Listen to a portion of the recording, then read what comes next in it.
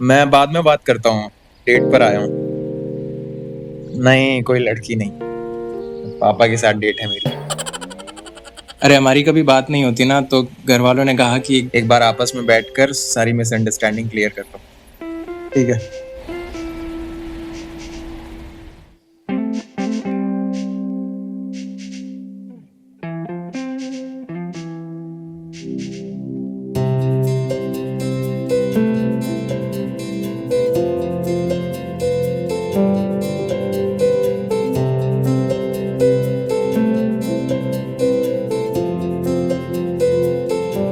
बैठो।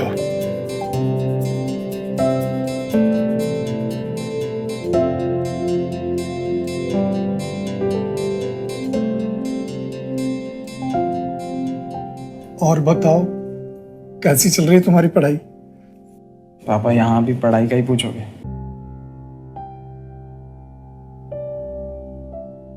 अच्छा, एक बात बताओ, क्या मैंने तुम्हें कभी मारा है, कभी डांटा है?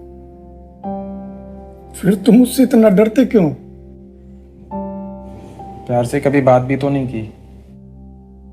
तो बचपन से तुमने ऐसा काम ही क्या किया है जिसके लिए मैं तुमसे प्यार से बात करूं? आपका बेटा हूँ, ये काफी नहीं है क्या?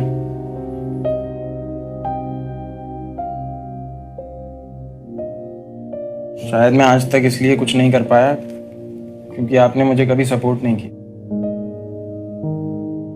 मैं कर पाता अगर आपने मेरे कंधे पर हाथ रखकर कहा होता कि तू हार गया, कोई बात नहीं, पर तुमने कोशिश की, इसलिए मेरे लिए तो जीता हुआ है। तुम्हें याद है ना, जब तुम क्लास 4 में फर्स्ट आए थे, कितना खुश हुआ था मैं, कितनी शाबाशी दी थी तुम्हें। याद है ना मुझे, कितना खुश हुए थे आप। क्या फर्स्ट आए हो? बहुत अच्छे। ऐसे ही पढ़ाई करो। आज शाम को सब्जी लेने जाऊंगा तो मिठाई लेके आऊंगा। ऐसे कौन खुश होता है भला? डीडीएलजे के अमरीशपुरी अंकल हो क्या? बेटा, हम पापा लोग ऐसे ही होते हैं, अपने आप को एक्सप्रेस नहीं कर पाते।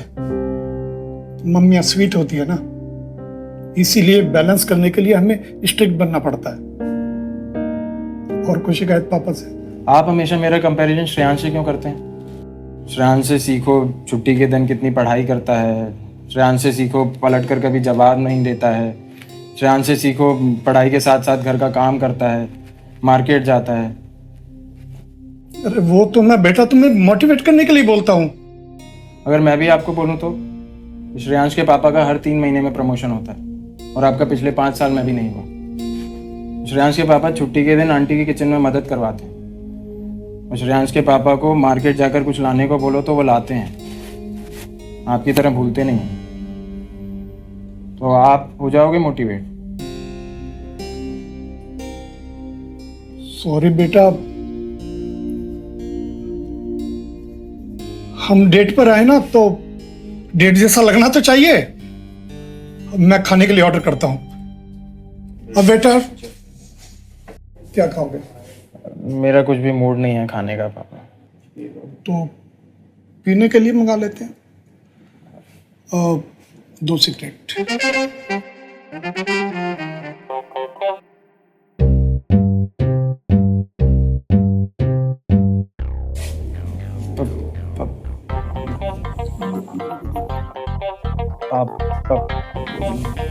पापा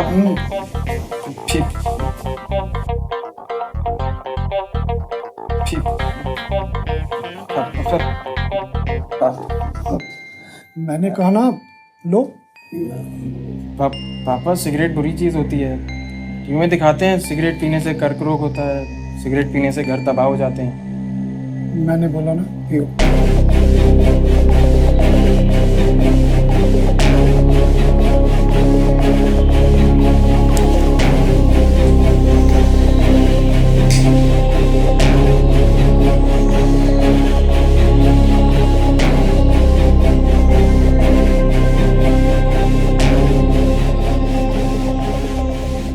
बस, बहुत हो गया, नीचे रख दो।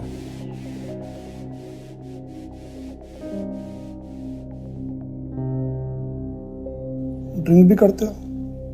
वो कभी कभी दोस्तों के साथ।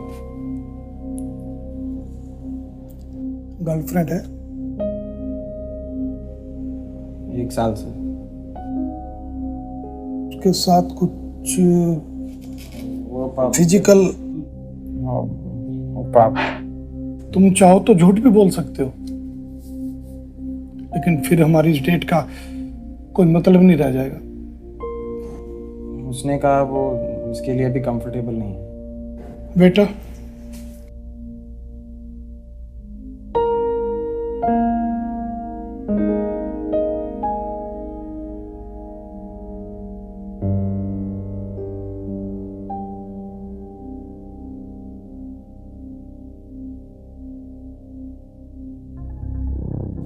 सिगरेट पियो, दारू पियो, कोई मना नहीं कर रहा है। पढ़ते पढ़ते थक जाओ तो कुछ देर पॉर्न देख लो, अपनी गर्लफ्रेंड के साथ टाइम स्पेंड कर लो, जुआ खेलो, कोई मना नहीं कर रहा है। ये सब कर सकते हो, ये करना गलत नहीं है। ये नहीं करोगे तो मन भटकेगा, फोकस नहीं कर पाओगे, लेकिन इसे कभी खुद पर हावी मत होने देना, क्योंकि अगर ये एक बार तुमने खुद पर हावी होने दिया तो जिंदगी में तुम क्या बनना चाहते हो ये तो बहुत दूर की बात है। तुम क्या थे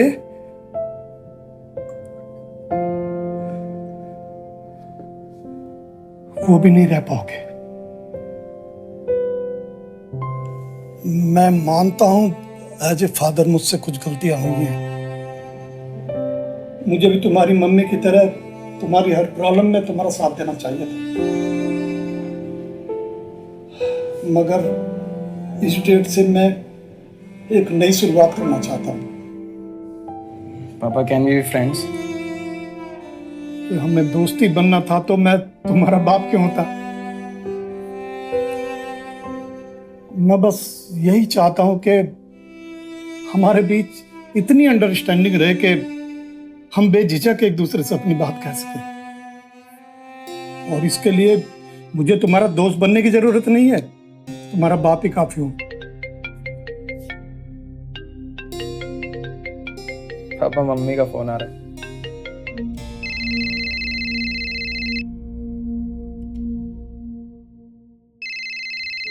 लगता है तुम्हारी मम्मी और सिस्टर यही जानने की कोशिश कर रही है कि हम दोनों की डेट कैसे जा रही है।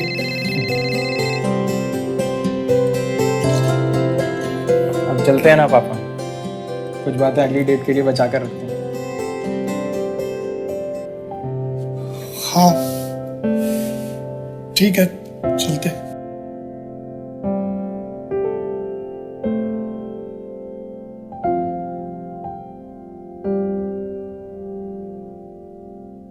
रोनित, तुम हमेशा अपनी मम्मी को जादू की चिट्ठी देते आए हो, आज अपने बाप की भी हसरत पूरी कर दो।